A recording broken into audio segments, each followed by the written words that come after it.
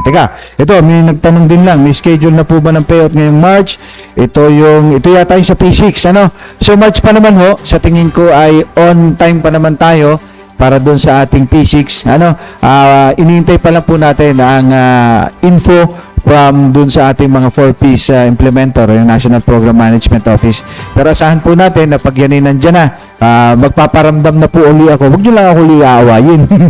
Kasi syempre, alam nyo naman, medyo may technicalities din tayo minsan na talagang kailangang sundin.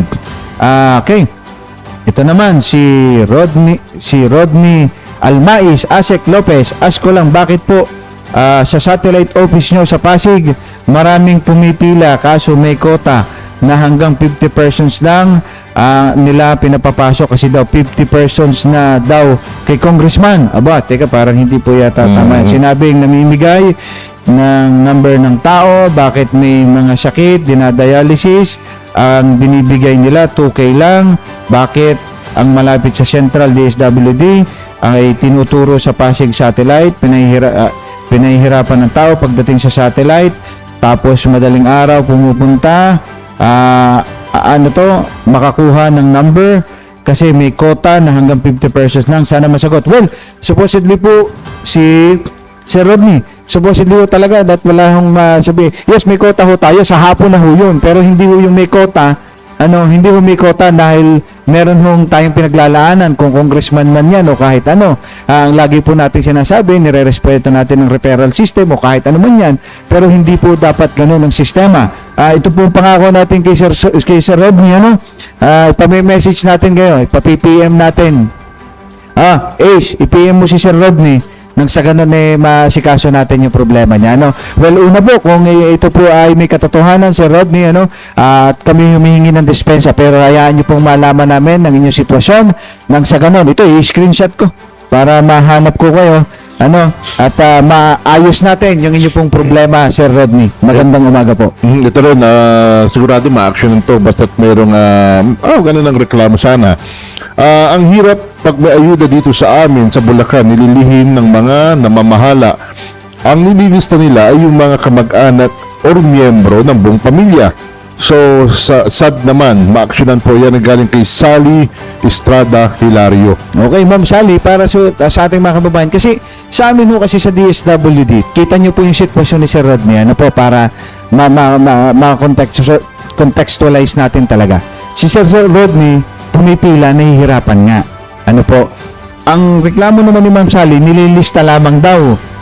So, kami ho talaga, sa totoo lang, mas gusto pa namin, sorry Sir Rodney, mas gusto pa namin yung may nagrereklamo ng ganun, na pumila, na hindi na pagbigyan, sistema natin ang kailangang ayusin doon. Kasi ho, yung sinasabi ni Ma'am Sally, hindi ho talaga kami ganyan, hindi kami yung lista-lista lang, bigay-bigay lang, hindi po. Kailangan ho talaga kayong magproseso, kagaya ni Sir Rodney. Kaya nahihiya kami kay Sir Rodney. Hindi yung sino hong mamamahala, wala hong mamamahala niyan.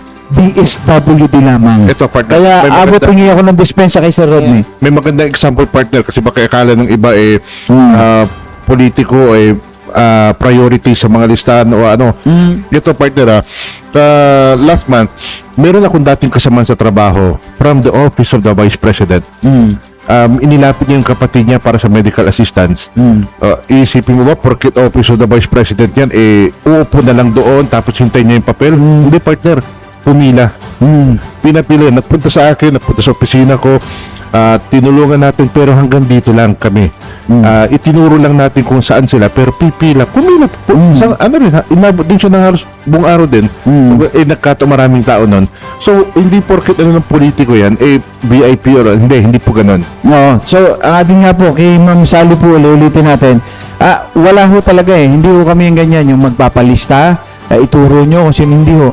Kaya nahihiya kami kay Sir Rodney kanina kasi kailangan nyo talagang pumila. Kailangan nyo magproseso. Hindi ko alam kung sino yung sinasabi nyo tagapamahala na yan. With all due respect doon sa mga kapatid natin sa iglesia, baka magalit sa inyo. Hindi ho talaga ganun. Kailangan nyo magdumaan sa proseso. Kailangan nyo pumila. Kailangan nyo magsumite ng mga dokumentong nagpapatunay na kayo nangangailangan at hindi ho yung ganun. Kaya hindi ko masasagot kung ano yung sabi ni yung mother leader sa bawat purok sa barangay. So, thank you Ma'am Sally sa pag-reply mo. Ang sabi niya, mga sir, ito po yung mga mother leader sa bawat purok sa barangay. Ma'am, kahit yan po si mother, father pa, talagang hindi po namin sila kasama sa DSWD. Mother daddy, mother doc, kahit mother siniguelas pa po yan. Wala pong mother leader sa hierarchy ng DSWD.